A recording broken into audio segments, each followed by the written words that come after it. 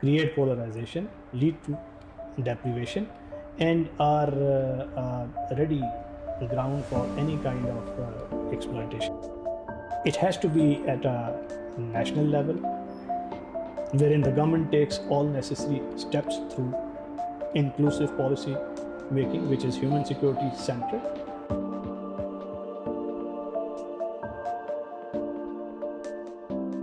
Ladies and gentlemen, welcome to Policy Beats. I am Osama Nizamani. Today I'm joined by President IPRI Brigadier Rashid Wali Janjua to dissect into the differences between hybrid warfare, asymmetric warfare, and the different connotations of these terms, and to help understand why these are actually applicable to Pakistan and why they matter to us.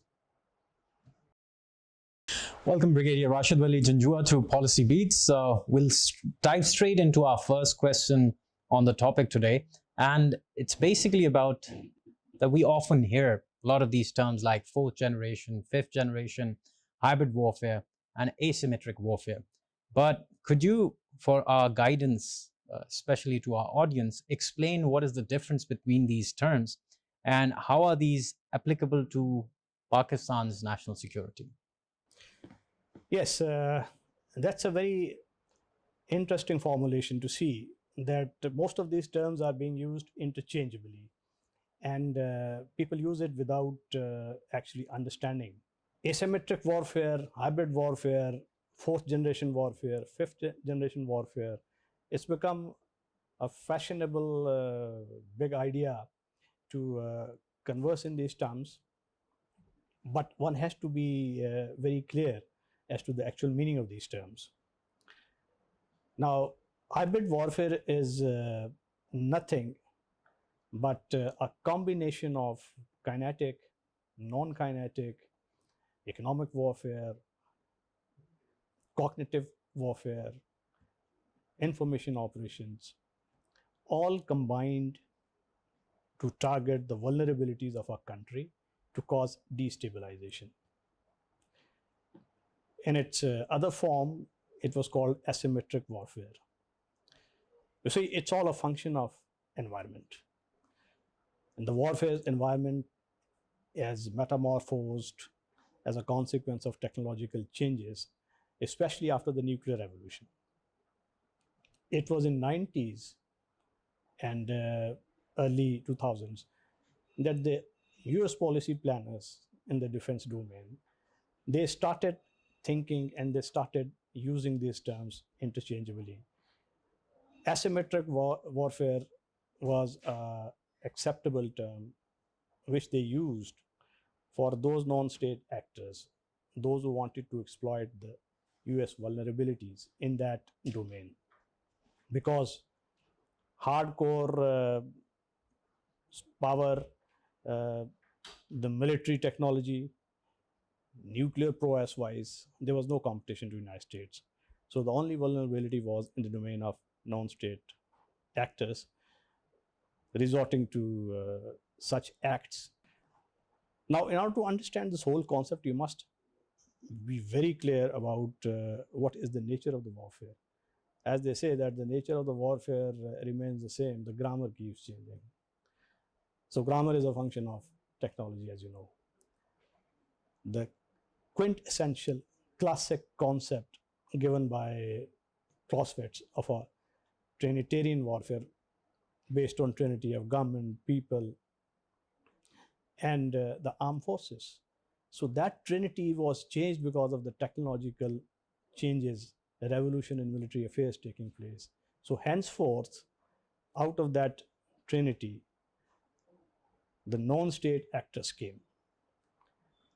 And there was a linkage between the government, the people, and the non-state actors, which changed the non-Trinitarian warfare.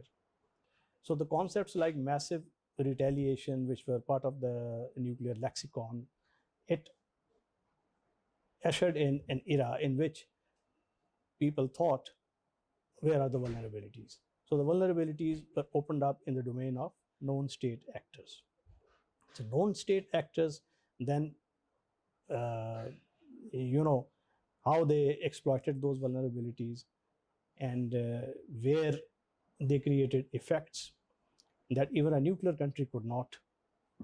So there were theorists like Martin von Creveld who gave this idea that this non-Trinitarian warfare in future is going to be between states and the non-state actors.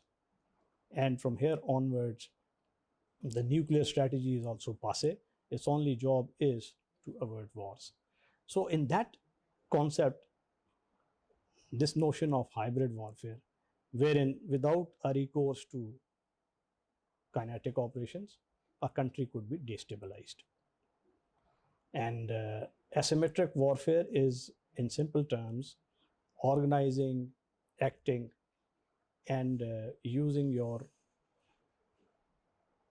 area of powers, which includes soft power, which includes hard power, against the enemies or the foe's vulnerabilities so as to destabilize them.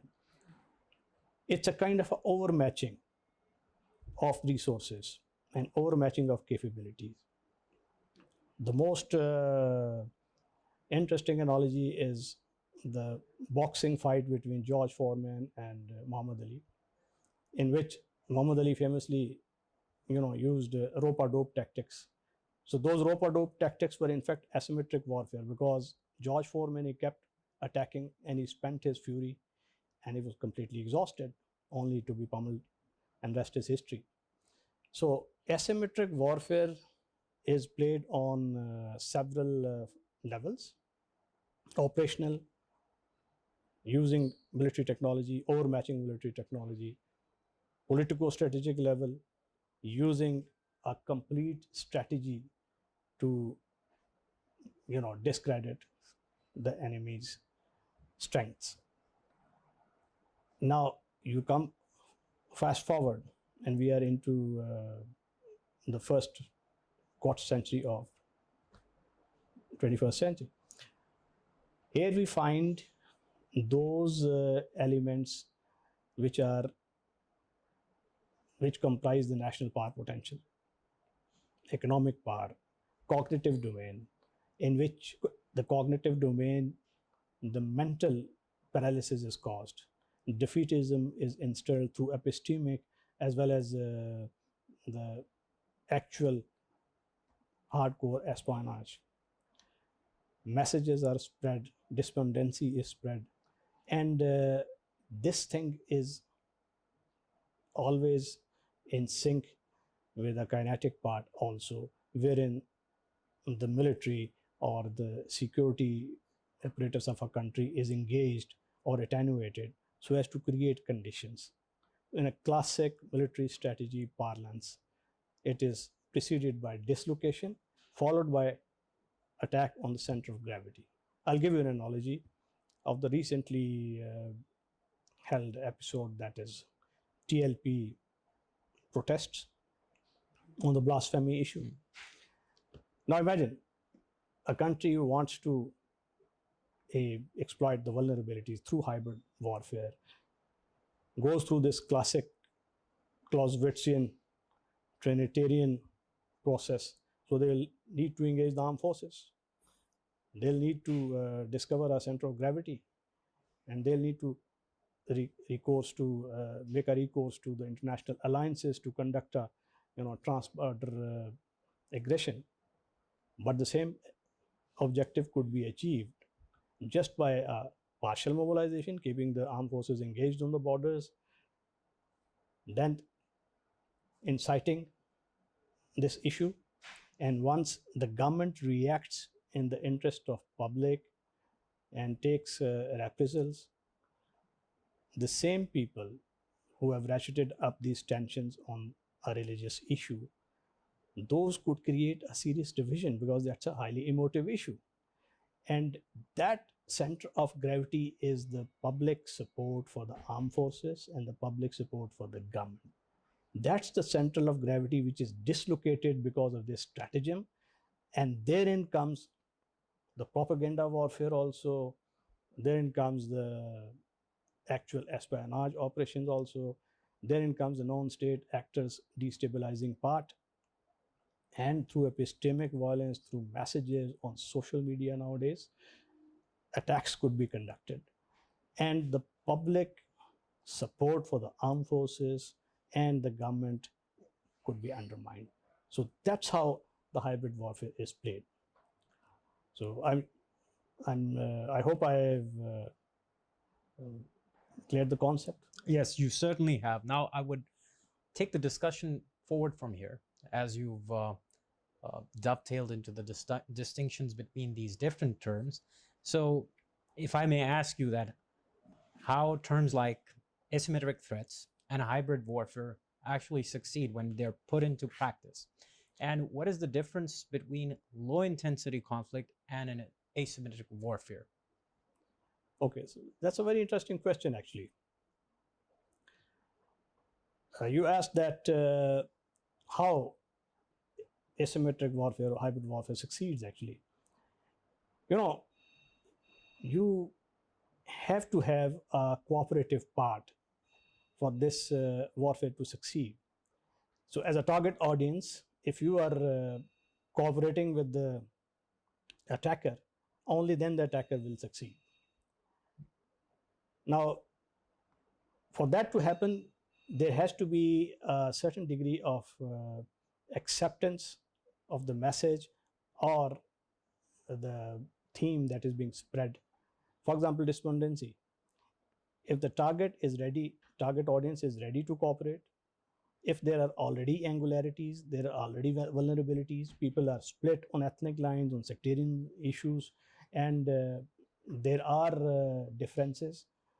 There is poverty, there is polarization, there is despondency against the government, there is a general dysfunctionality of the governance system, then the people are apathetic and people are frustrated. So those frustrations and those deprivations can be played upon.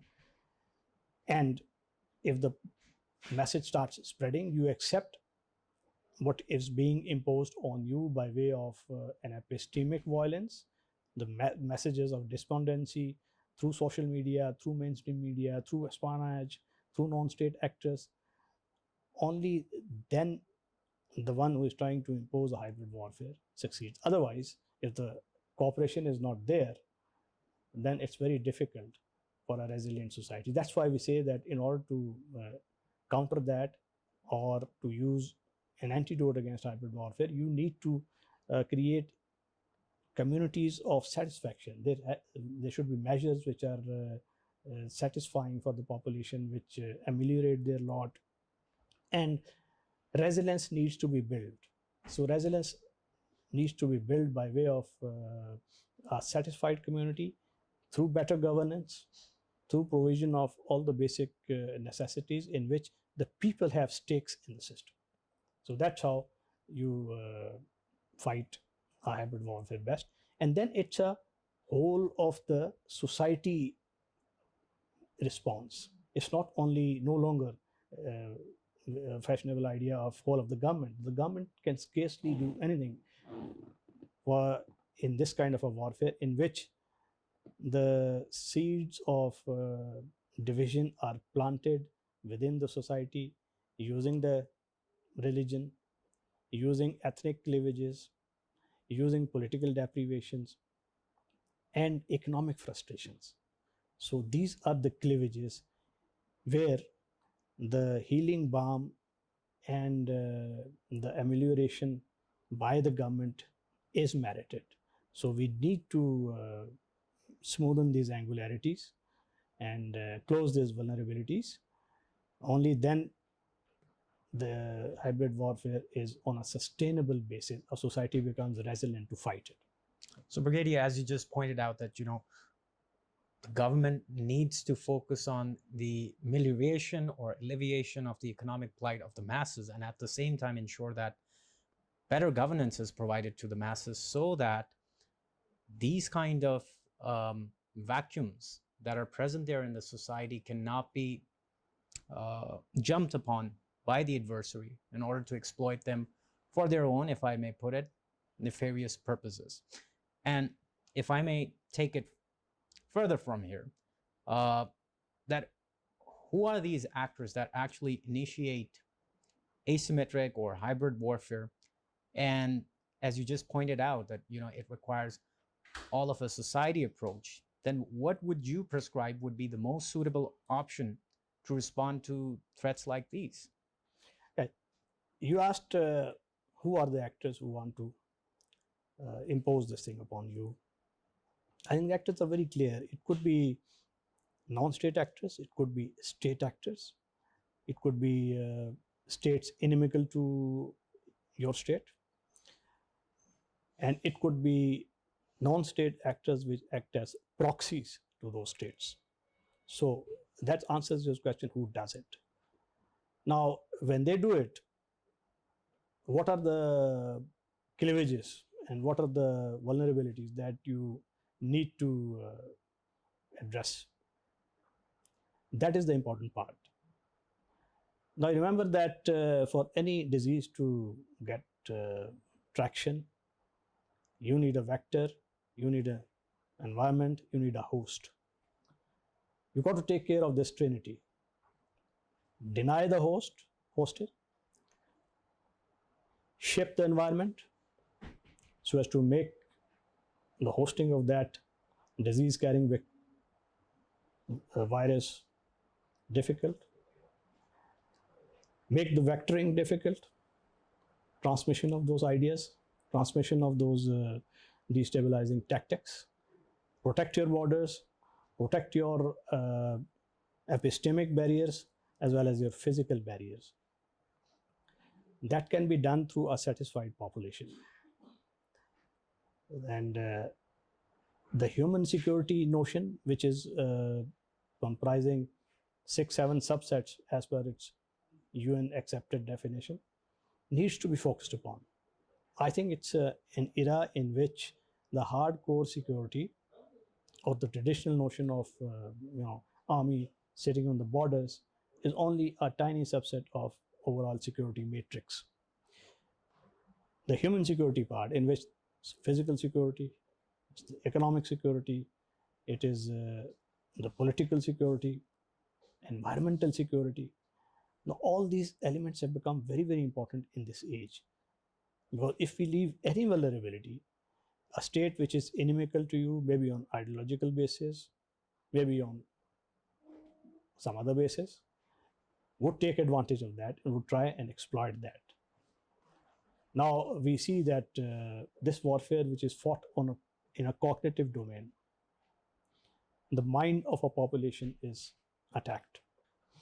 And if a population is already dissatisfied, you can imagine what kind of impact those destabilizing tactics would have on that population. So, ensuring human security, spending more on health, education, development of infrastructure to create communities that feel safe in their environment, taking care of your environmental needs, taking care of your food security needs, taking care of your economics, so as to ensure that it's not only a implacable wave of growth creating a rich country or a tiny elite, but to ensure that this growth does not lead to inequality as well. So these kind of inequalities, which on a country level, they breed discontent and are ready ground for any kind of exploitation by any external actors. So it has to be at a national level, wherein the government takes all necessary steps through inclusive policy making, which is human security centered, and the society responds in a manner that the stakes are built for various communities, so as to ensure that the stakes of the government and the stakes of the dispossessed, they become the same. Hope I've answered your question or anything left. And Brigadier, before we wrap up today's interview, if I may ask, what are the domains in which hybrid warfare is being fought in Pakistan? And if you may prescribe some interventions that the government and the state can undertake to mitigate that threat. Yes. We all know that there are 4 or 5 very clear domains. One is the physical domain, in which you see that you are compelled to keep a very large, strong, battle-hardened, battle-ready armed force to mitigate that threat. That's the physical threat on your borders that is created through deployment or through the military threat. Now, on a by non-state actors, their activities which are destabilizing, recourse to terrorism, recourse to continual destabilizing activities. Now, these are the things that are in the physical domain.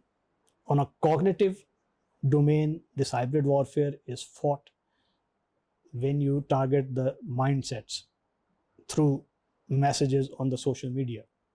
You must have seen that Netflix series Cobra Kai. You see, there's a continual assault, and what in military parlance is called the OODA loop: observe, orient, and then arrange your positions so as to gain a time ascendancy over your adversary and attacking them. This is what is happening. Every other day there is a new social media message, tweet, a destabilize, a rumor, and these exploit the ethnic differences, sectarian differences, and the differences between haves and have-nots.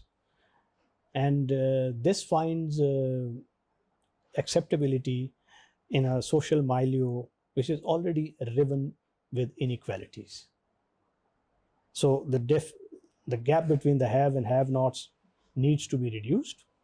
We need to make our systems more robust and resilient against social media attacks, both on psychological as well as physical plane. Physically, you need to have a national cybersecurity architecture in place, and on a software part, you need to have a national social media countering architecture in place so as to ensure that this continual bombardment of messages which are destabilizing, these do not gain the kind of traction they are gaining at the moment.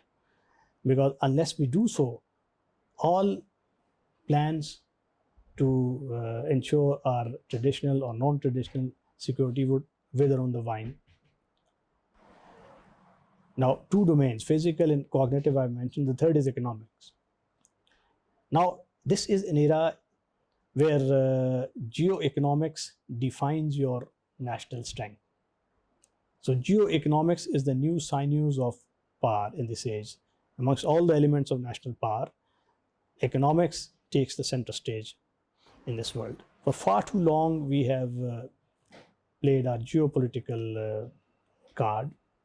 And now is the time that we leverage our geoeconomics to gain strength as a nation in which no hybrid warfare, no asymmetric warfare, no first or second or third or fourth generation warfare is successful against you. For that to happen, you've got to invest in your economy. You've got to leverage your connectivity advantages. You've got to leverage your trade and commerce comparative advantages. And amongst the pantheon of big ideas in the national policy pantheon, economics got to take the center stage. Now, fourth domain is your social domain. There are fissures on the ethnic fissures, sectarian fissures, which are always continually exploited. And like a perfect storm, economics, hardcore, physical domain, and the social domains, these are brought together, this destabilization. So socially, if you are ethnically divided and there's ethnic and sectarian fissures on a social plan, would always be attacked through hybrid warfare. And you asked a question in the very beginning that what's the difference between asymmetric warfare and hybrid warfare? You remember that asymmetric warfare is a tactic. Hybrid warfare is a combo of all those economic, physical, cognitive, military means to attack the vulnerabilities of a country. And we use these two terms interchangeably sometimes, fourth generation and fifth generation. There is a debate still going on amongst the security scholars on what is fourth generation, what is fifth generation. So I'll give you a quick overview. The first generation was traditionally that kind of warfare which was fought before the line and column. There were no organized armies. Second generation warfare was line and column when the armies got organized. Third wave of warfare was industrial age warfare, where we got the maneuver warfare, the tanks, ships, the airplanes, and the concept of maneuver came into play. And that was the warfare which was based upon set strategies and tactics based and waged by two conventional armies. Fourth wave of warfare was once the nuclear technology ensured that the two global powers could not go into an armed conflict. So there was a rise in proxy warfare. And the warfare which was used against those global powers by non-state actors, guerrilla warfare, what the famous Galeotri from International Relations Institute of Prague calls, this is a geopolitics of guerrilla warfare. So, Brigadier Rashid Wali Janjua, since you elaborated on this, I would now like to ask you that would be able to actually come out on top, in asymmetric warfare or in hybrid warfare, who in your assessment, given your experience, would be able to come out on top? Yes, it's a very, very interesting question. In fact, Stephen Meats, in his book, Asymmetric Warfare, has given a very interesting concept, and that is of asymmetry of will. Now, we all know that in an asymmetrical contest, the overmatching of the resources and denial of the strengths of your adversary is the key plank. But that is in the material part. The asymmetry of will is something very, very important. The classic example is that of Afghan conflict, in which there was a antagonist in the conflict equation, that the United States, that had greater power, material resources, and they had stakes. That's why they came. But their stakes were not of that vital interest nature that was there for Afghan Taliban or Afghan who are fighting for the freedom. So those stakes, the freedom that you hold dearer than your life, is stronger. So on a psychological plane, a US serviceman was not ready to, or not willing, or not very happy to die for a cause that he thought was important, but not that important, not so vital as to make it a life or death issue. But for an Afghan, it was, because it was threatening his lifestyle, is threatening his belief, threatening a way of life that since centuries they lived. So this asymmetry of will ultimately leads to the success or triumph of the weaker protagonist on material plane. That's very interesting to note. So in any such interaction, the protagonist which is making recourse to indirect strategy, indirect approach, is likely to win, most likely because of asymmetry of will. So the most important message that we internalize today is that it is the right cause that you should fight for. If you have the right cause, you have the will part in your favor.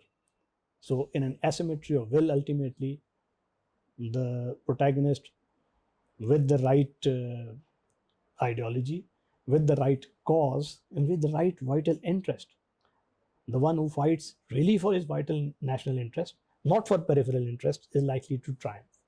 So that's happening around the world, and we see that most of the countries which with all the panoply of modern warfare, artificial intelligence enabled, space warfare enabled technologies, they come a cropper against poorly resourced, poorly equipped, ragtag armies.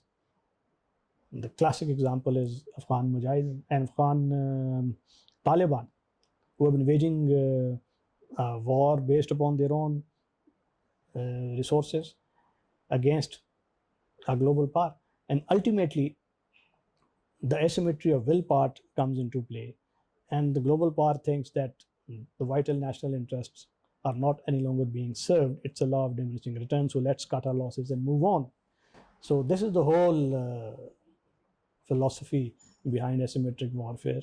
And if you want to protect your societies against the insidious impact of hybrid war, then the best part is to create communities which are resilient, which are satisfied, which have stake in your system. Through better governance, through better investment in human security, and through completely binding the nation in an integrated leaven using a common ideology. And today's ideology is not just religion. Today's ideology is economics. You need to build stakes for the impoverished, so as the satisfaction acts as the binding glue. So that's my 2 cents on the issue. Thank you so much, Brigadier Rashid Wali Janjua, for your time and for providing us with such rich insights into a topic which is often very complicated. Ladies and gentlemen, this brings us to the end of our today's interview. Stay tuned. We'll meet you with a new guest, with a new episode. And until then, goodbye.